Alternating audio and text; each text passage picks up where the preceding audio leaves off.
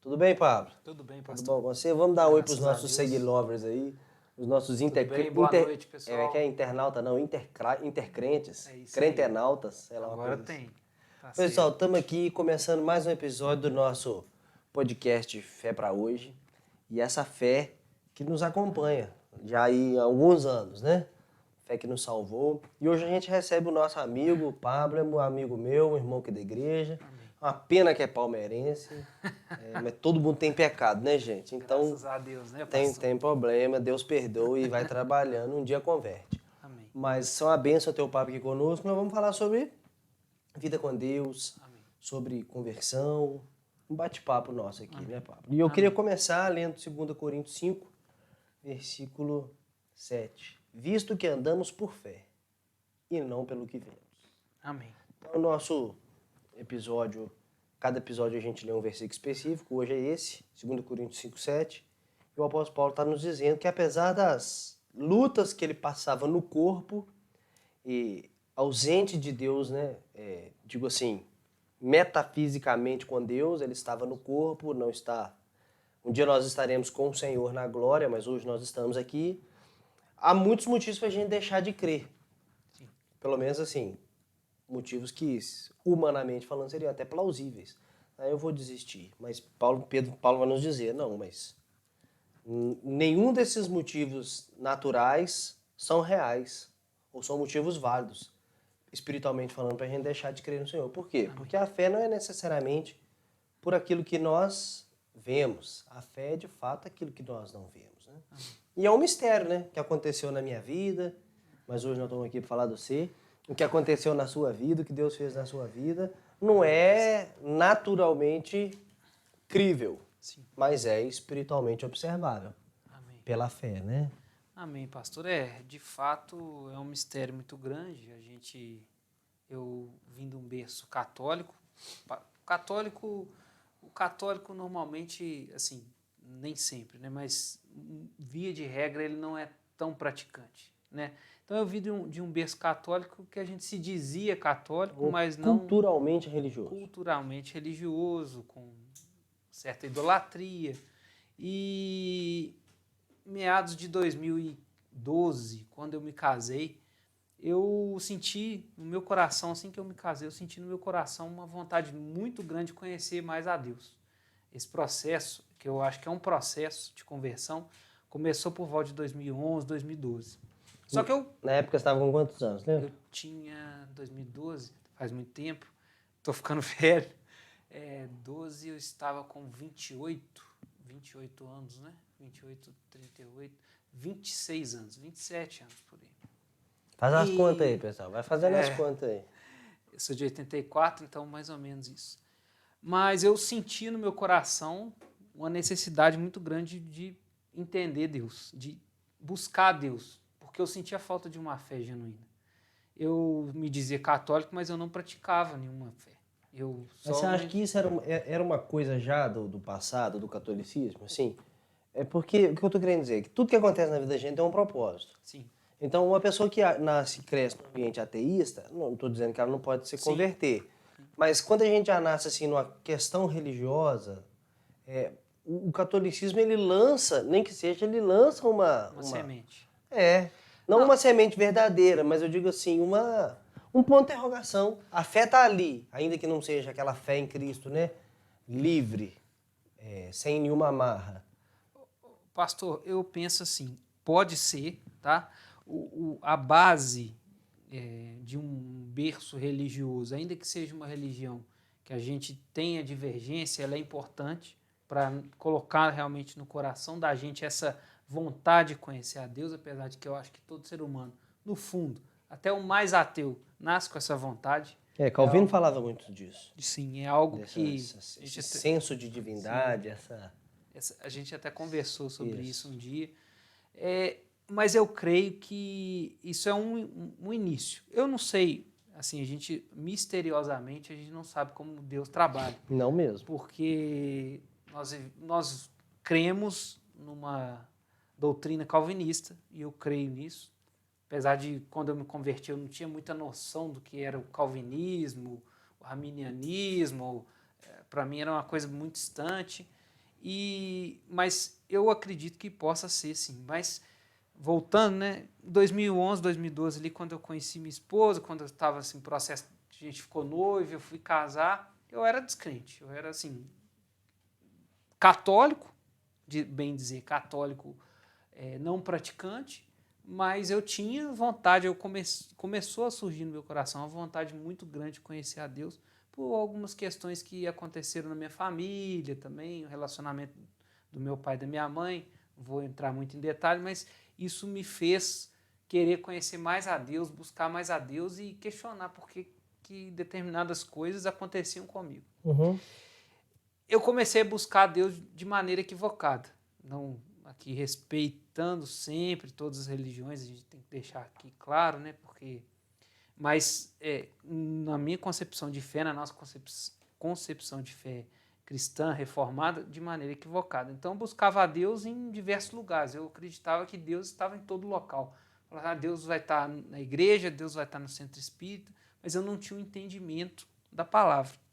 É muito comum também, para quem é católico, o senhor não vem do berço católico, mas para a gente que é católico, que foi católico, né, ou quem não é muito comum conhecer profundamente as Escrituras. Uhum. É mais uma tradição familiar de ir à missa, aos domingos, aos sábados, orar o terço. A Mas tradição é mais forte que o texto bíblico em si, né? sim, a gente busca mais a tradição do que propriamente dito uma questão de conhecer a Deus, de conhecer profundamente a Deus. Uhum.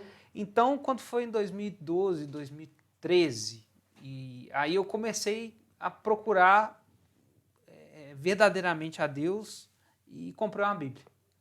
Só que, assim, para falar a verdade, eu nunca tinha lido com profundidade a Bíblia. Quando foi em 2013, eu fui trabalhar num local e eu trabalhava juntamente com um pastor da igreja quadrangular, pastor Jonas. E trabalhava com o saudoso pastor José Boaventura, que veio falecer. E o pastor Jonas, ele, com muito amor no coração, ele abriu a Bíblia e começou a falar para mim de Deus e começou a me explicar algumas coisas.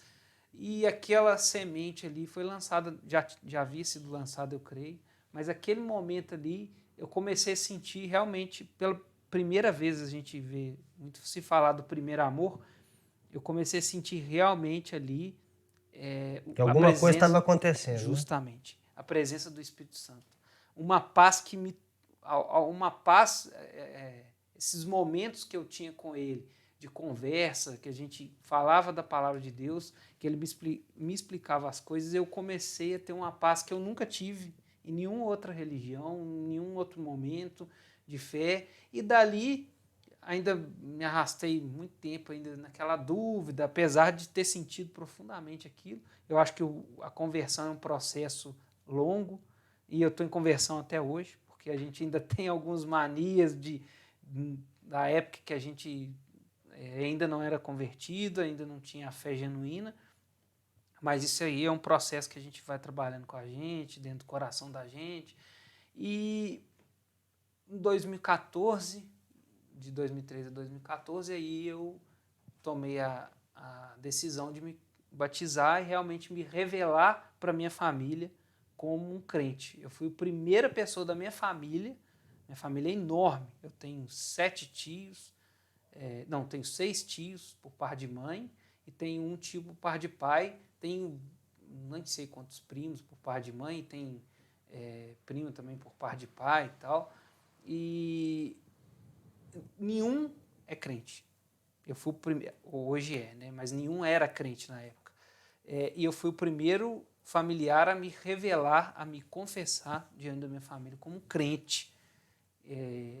Não vou dizer que foi fácil, porque a gente tem a tradição familiar. Agora, eu também não sofri nenhuma violência, nada disso, não tem nenhuma situação assim, de maior animosidade, mas que realmente, assim, para a gente confessar a Jesus Cristo, mudar a perspectiva de fé que a gente tem numa tradição que vem de muito tempo, é difícil. Precisa de... É uma ruptura mesmo. Muito grande.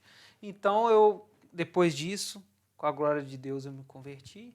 E com muita oração, logo depois, meu irmão, que sofreu um processo traumático, né, por algumas questões de saúde. Ele veio e se converteu hoje também, congrega na Projeto Vida, ele faz parte do corpo da igreja, ele faz parte do ministério de intercessão da igreja, e depois disso aí agora veio minha mãe, que se converteu, né, há pouco tempo, aqui na igreja também. Então eu acho que é um processo, Deus trabalhou na minha vida, e através disso eu consegui buscar, né, assim, eu não, né, o Espírito Santo, mas eu acho que através desse testemunho de fé, eu consegui, novamente falando, eu não, o Espírito Santo Através de conseguiu, você, em através você, de né? mim, em mim, conseguimos converter, né, o meu irmão, com a glória de Deus, conseguiu, ele veio para o lado do evangelho depois de muito sofrimento, e minha mãe também. Então, assim, eu creio que essa busca pela palavra de Deus começou lá atrás, em 2012, 2011. Eu não sei bem a data, não consigo precisar a data. Eu também não tenho nenhum testemunho assim muito impactante, porque não foi realmente assim, para mim foi impactante no meu coração, mas assim, não foi nada, nenhuma situação que me levou assim, que eu fiquei algum trauma assim muito grande. Foram situações da Mas foi vida, na leitura da Bíblia, na leitura da na Bíblia, compreensão de na textos bíblicos. compreensão da Bíblia, e principalmente na leitura do texto de Romanos, Romanos 1,17, que é o justo viverá pela fé. Quando eu comecei a entender que eu era somente um sujeito passivo na salvação, que em tudo que eu fizesse em relação a questões de Moralidade, boas moralidade, tudo obras. isso não bastava nada para me salvar, porque eu vinha de um lar católico, um pouco espírita, então a gente acreditava o quê? Vão ajudar o próximo porque Não ganhar pontinho. vão ganhar pontinho com Deus. Então, assim, mas quando eu comecei a entender que eu era o sujeito passivo da salvação, que eu, para mim, não dependeria de nada do que eu fizesse, e que eu recebi isso de graça, pela graça de Deus, aí eu comecei a mudar a minha cabeça, comecei a interpretar tudo o que acontecia na minha vida de maneira diferente. E aí, basicamente, assim, você acha que a fé... Você acha não, tenho certeza que você acha. Que a fé fez uma diferença absurda na sua vida. Fez. Essa fé em Jesus Cristo, né? Fez, com certeza. Mas você poderia dizer, assim, algumas coisas que, de fato... Externamente? Mudaram? Falei assim, ó, o Pablo era assim, e depois de Cristo eu me tornei assim. Pastor, assim, como eu disse, do ponto de vista moral, eu sempre tive, assim, eu sempre fui um sujeito tranquilo. Então, assim, Eu digo assim, até em questões de compreensão de vida, essas sim, coisas. mas o que mais mudou foi espiritual, internamente. Algumas coisas que começaram a acontecer, que aconteceram na minha família, e algumas coisas que eu vivi, eu comecei a entender que não dependia nada de mim. E aquilo me trazia uma tranquilidade muito grande, porque eu não tinha essa tranquilidade de descansar em Deus, eu não tinha essa noção de descansar em Deus. Obviamente que eu ainda tenho muito que melhorar, sou um sujeito um pouco ansioso, principalmente com as questões do trabalho, sou muito proativo, quero resolver tudo, mas eu era um sujeito assim que eu tinha medo das coisas e ficava preocupado com tudo e achava que, meu Deus do céu, as coisas vão dar errado. Só que quando eu comecei a entender que eu, assim, não dependia de mim isso. Obviamente que eu tenho que fazer minha parte, a responsabilidade dos meus atos são meus atos são meus, né? Mas que Deus está trabalhando na vida da gente. Então, quando eu comecei a entender isso, eu acho que mudou muito a minha perspectiva de vida. Porque, como eu disse para o senhor, a gente acreditava que a gente fazendo bem para o próximo ia ser salvo, que a gente fazendo algo assim para Deus era uma espécie de tributo que você está pagando para Deus esperando algo em troca. Então, essa fé, ela, para mim, pelo menos, com o tempo, ela vai fazendo muito mal. Porque ela começa a te degradar dentro de você. Você começa quando você não recebe, vamos colocar assim, algo que você acha que merece, você começa a duvidar de Deus. Eu acho isso muito perigoso. Interessante, você passou de uma fé, e como eu falo assim, de uma crença, né? Católica, da lei da retribuição, da lei da meritocracia tal, e deu um salto já para essa compreensão da graça, da misericórdia, porque normalmente as pessoas que vão entregando a vida a Cristo, normalmente ela passa por um processo assim, essa ruptura não acontece instantânea. Sim. Normalmente ela sai por exemplo, do catolicismo, do espiritismo e tal, e caminha numa direção de uma Pentecostalismo. boa obra. Não que todos os pentecostais Sim, creem sim. nisso, Eu mas a entendo. grande maioria tem uma linha mais Sim, mas. de boa obra, de livre-arbítrio.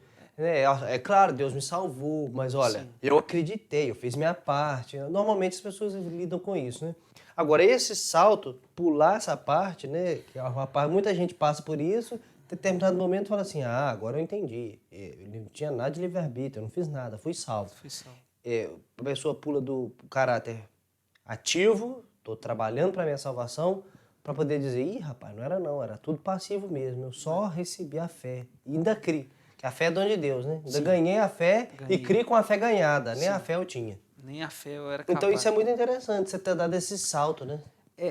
Pastor, o que gerou esse salto, eu acho que, além, né, do Espírito Santo trabalhar na gente, mas eu agradeço, apesar de ter uma teologia bem diferente daquilo que a gente crê hoje, o início dessa conversão, né, que eu estou até hoje me convertendo, como eu digo, a gente vai se convertendo todos os dias, quando a gente descobre que algo que a gente fazia que não agrada a Deus. Então, assim, foi através, primeiramente, do pastor Jonas, e aquilo ali me gerou uma necessidade muito grande de querer conhecer profundamente as Escrituras. Eu não sei o motivo, mas eu sempre fui muito mais do que pela questão de procurar milagres em ir em igrejas, né, para procurar milagres, procurar assim testemunhos impactantes. Eu sempre gostei de ler a palavra. E aquilo ali me gerou quanto mais eu lia, mais vontade me dava. Quanto mais eu tinha necessidade de ler, mais vontade eu tinha de aprender, e aquilo foi gerando no meu coração algo muito grande, e eu acho que isso aí que gerou esse entendimento de fé. E também eu comecei a entender que, como eu disse para o senhor, que as coisas não dependiam só de mim. Na verdade, não depende nada de mim. Depende de Deus. Obviamente que a responsabilidade pessoal é nossa, mas é algo que é um paradoxo. Aparente, mas que na verdade não é. Para Deus, né, para a gente talvez é um mistério, mas para Deus não é.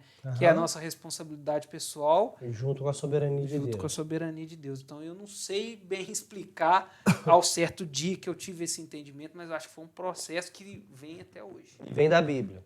Vem da Bíblia. Engraçado da que leitura muitas das conversões meio fajutas, né? Vamos dizer assim, meio falsas, é fruto que a galera tem de não conhecer as Escrituras. Em Mateus 22, Jesus fala, errais por não conhecer a Escritura nem o poder de Deus. Então, Jesus relaciona o poder de Deus na Escritura.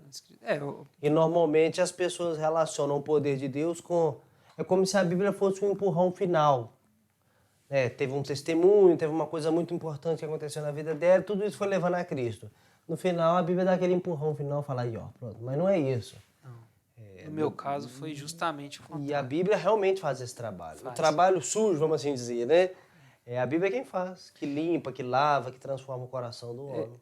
A própria passagem de Romanos 17 fala sobre isso, né? Que o Evangelho, que o poder de Deus se revela no Evangelho, de fé em fé, isso. como está escrito, o justo viverá pela fé. É isso aí. Então, isso para mim é a passagem mais impactante da Bíblia, quando eu comecei a entender que o justo vive pela fé e que eu não sirvo, assim, as minhas boas obras, e as minhas boas obras, deixando bem claro, elas são importantes porque elas são frutos do Espírito Santo.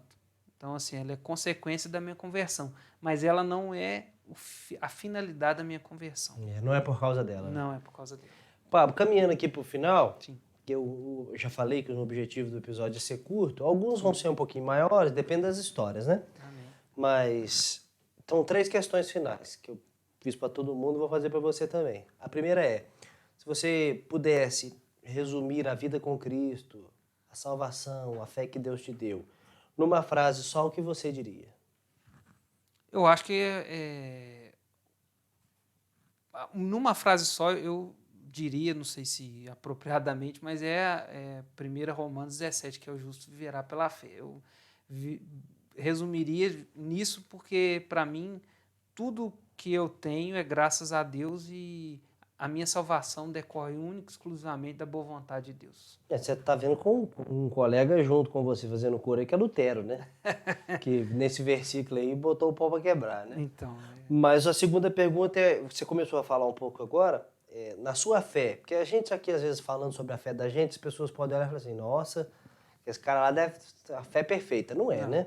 Onde na sua fé você percebe uma falha.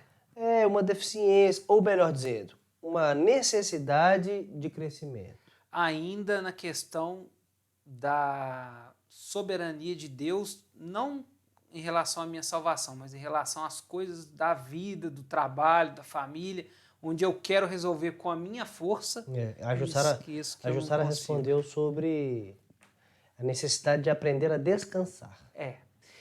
Eu não tenho, muitas das vezes eu sou uma pessoa ansiosa, não uma ansiosa assim do ponto de vista de ser nervoso com as pessoas, eu sou uma pessoa até Mas você certo fica ponto calmo, mentalmente acelerado. mentalmente acelerado, pensando em tudo. Ah, meu Deus, amanhã eu tenho que pensar na coisa do trabalho de amanhã, sendo que nem venceu hoje. Então, assim, muitas das vezes eu quero resolver tudo, mas eu esqueço que quem resolve tudo é Deus. Então, eu acho que nesse ponto da ansiedade, da questão das atividades, da questão da insegurança, às vezes pelo amanhã, não da salvação, mas do amanhã aqui. Entendi. Eu creio que algumas questões eu ainda preciso E a oração do Pai Nosso fala disso, né? Sim. Pão nosso cada dia. Nos dai hoje. E ele repete, cada dia hoje, né? É para frisar mesmo que o negócio é para agora só. Para agora. E a terceira questão é o que na sua fé, que Deus te deu, que você fala assim, olha, isso aqui é uma coisa boa que eu tenho. Aqui tem uma dificuldade, mas aqui tem uma virtude que eu ganhei. Deus trabalhou na minha vida nessa área e eu acho que é uma virtude. Pastor, eu acho que eu sempre fui uma pessoa muito sistemática com a questão de andar certo com as coisas. E isso vem também de uma criação familiar, de um lar muito bom. Mas eu acho que a ética cristã me gerou um entendimento de valores mais elevados do que o que eu achava que eu tinha. A ética cristã que eu falo é, por exemplo, a questão do desapego a determinados valores, não bem valores, mas algumas determinadas atitudes de orgulho, por exemplo. Isso aí não posso porque... Um orgulho besta, entendeu? Entendi. Normalmente o cristão, por exemplo, aquele cara que se converteu mesmo de verdade em Jesus Cristo, ele até, por exemplo, por mais que ele seja orgulhoso, todo homem todo homem tem algum orgulho, Sim. Como diz Thomas Shelby, todo homem tem seu preço, né? Mas a gente pede perdão. Eu tenho uma facilidade... Por exemplo, uma coisa você fala, não, me perdoa. Eu tenho uma facilidade muito grande, mesmo quando assim, internamente ainda acho que não foi tão... Esse erro não é tanto meu. Eu não tenho problema nenhum, não procuro. Então, eu acho que isso é muito, porque a gente é pecador, todos somos iguais. O senhor pregou aqui um dia e marcou muito que o ladrão lá que pediu perdão e foi salvo, ele não é diferente da gente, né? Não. A gente está roubando de Deus todo dia quando a gente comete pecado. E a gente comete pecado, né? Eu até brinquei que ele não é o ladrão da cruz, é o convertido da cruz. Convertido da cruz, correto. Tecnicamente, melhor falando. É o convertido da cruz. Porque a gente crê que não tem... Eu até acho que isso é tecnicamente errado falar, não sei, desviado. Eu acho que a gente, nessa nossa fé genuína, reformada, não sei, ou é salvo ou não é salvo, né? Não existe... Mulher... É mais ou menos igual a mulher grávida. Ou ela tá ou não tá. Não tem, nem a grávida de Taubaté, né? Eu acho que é mais ou menos grave. Ou mais ou menos salvo, eu tô mais ou menos salvo. Mas eu acho. Então, assim, essa ética cristã, a ética da humildade extrema, da devoção a Deus, de entregar sua vida para o próximo, assim, de maneira aberta. Olha, eu não vou resistir à maldade do outro. Eu acho que isso aí é fruto da conversão. Não há dúvida. Esse é fruto da Não conversão. há dúvida. Não há É dúvida. isso. Então são viver pela fé, engraçado, né? E aí lutar A contra ansiedade a, do a dia a dia convicção de que a minha fé não vale só para a eternidade, vale para agora também. também. Como Deus vai me ajudar a vencer essas questões, mas pela fé também me humilhar, né? Lidar com as coisas do dia a dia, olhar para a ética do reino de Deus de uma maneira elevada, suprema, né? Mais do que o mundo vê, né? Sim. Mas a questão da vida, a questão da morte, são questões sociais que a gente vê pela fé, né? E eu tenho, pastor, assim, um testemunho, não é bem uma situação específica, mas uma situação de que eu vejo Deus trabalhando na minha vida e me protegendo a cada detalhe. Umas coisas que acontecem na vida da gente que você vê que toma um rumo que você fala lá na frente, mas Deus é muito perfeito, porque se tivesse sido de outro jeito, daria tudo errado. Não que a gente não vá passar por situações complicadas, porque a gente não vai pregar, a gente não crê nesse evangelho do barato que é vendido em algumas igrejas, né, de que que você converter você não vai ter problema, isso é mentira, mas a gente vê Deus trabalhando para que a gente, ainda que a gente não entenda o que ocorra, que seja uma coisa boa na nossa vida e reflita na salvação lá na frente. Mas isso é certamente. fé, né? Porque quem não tem fé não consegue desligar das situações que viveu, por exemplo. Eu entrei nesse emprego, mas com certeza se eu tivesse entrado no outro tinha sido melhor. Eu me casei com tal mulher, mas realmente se eu tivesse casado com aquela outra teria sido muito melhor. Um caso da questão do meu emprego, justamente isso. Eu havia passado num concurso em 2011, só para encerrar, né? E em 2000 e eu fui chamado para esse emprego onde eu estou hoje, um serviço público, concursado, só em 2014. E nesse meio tempo eu consegui um emprego que eu ficava assim, meu Deus, eu queria ter sido chamado para o outro. Mas eu consegui um emprego onde eu conheci o pastor Jonas, que foi a primeira pessoa que abriu a Bíblia e falou assim, você quer ler a Bíblia comigo? Pois é, então, pela fé a gente percebe isso. Mas o descrente não consegue fazer essa relação. Não. Ele sempre pensa, eu tô aqui, mas na verdade eu queria estar lá. Se eu estivesse lá, ele ia pensar, mas era no outro lado que eu queria estar. Mas pela fé a gente crê que Deus fez o melhor. Porque no fundo o descrente não crê na vida eterna. Então ele não acha que tem algo maior por trás das coisas que acontecem com ele. É só aquilo mesmo e acabou. Então isso aí... E a gente acredita em algo a mais, né? É fruto de conversão. Para a vida eterna, né? Amém. É isso. Amém. Pessoal, então é isso. Espero que ele é feio, mas é gente boa. Tenha valido a pena o discurso, o Ainda papo. bem que eu sou casado, né? Deus sabe o que faz, né? Mas falei, minha mãe, minha avó e minha esposa me acham bonito. Me acham bonitos. E valeu a pena, não valeu? Amém. Depois você comenta aí o que você achou. Um abraço pra você e fica com Deus. Até a próxima. Até a próxima.